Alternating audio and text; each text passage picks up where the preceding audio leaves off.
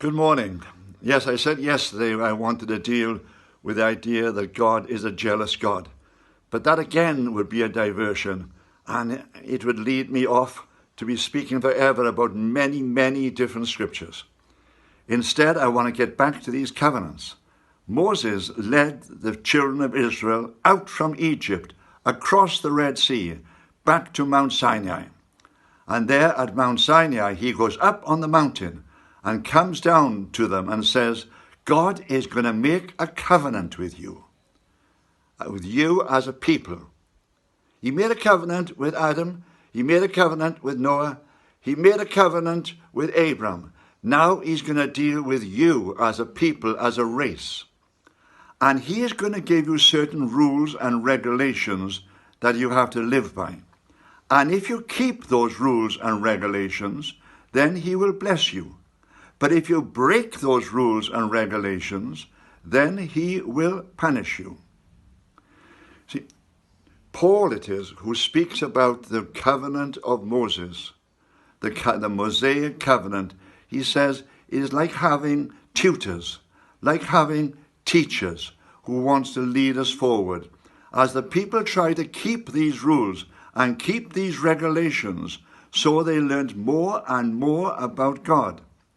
But I also found that when they broke these rules and regulations, God, like any good teacher, would stop them in their tracks and say, no, you cannot go down that rule. You cannot do that because these are the promises you've made. And yes, they did enter into this covenant. Moses showed them marvelous things that he had seen on the mountain.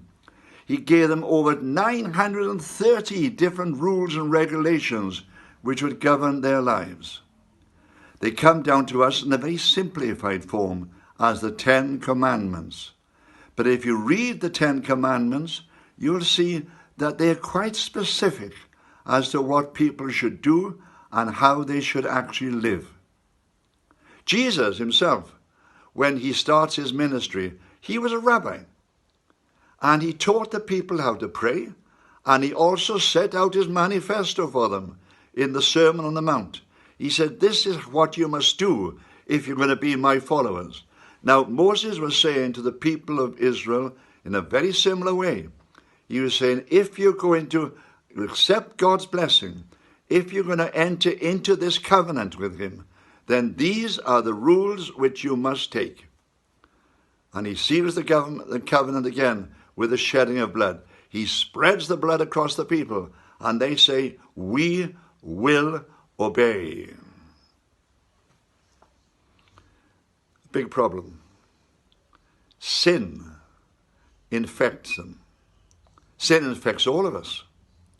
But as Paul says, sin becomes manifested when you get rules like this. Because you put up these rules, so sin seems to grow stronger in you. Even Paul says, I did my best. But the evil I didn't want to do, that's the very thing I was attracted to do. And the good I wanted to do, that was the very thing I failed to do. Sin has this particular effect on us. If I was to put up just today a simple stand in your presence and leave it alone, you wouldn't worry about it.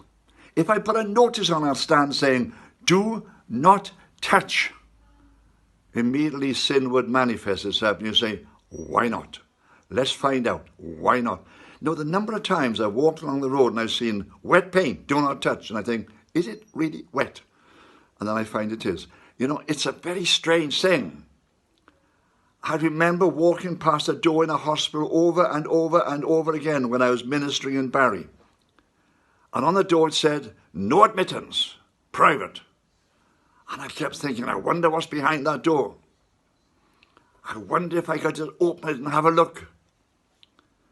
And then one day I walked past and it was open, so I looked inside. It was a broom closet. No importance at all. And yet sin in me had wanted to look behind that door that said private, no admittance.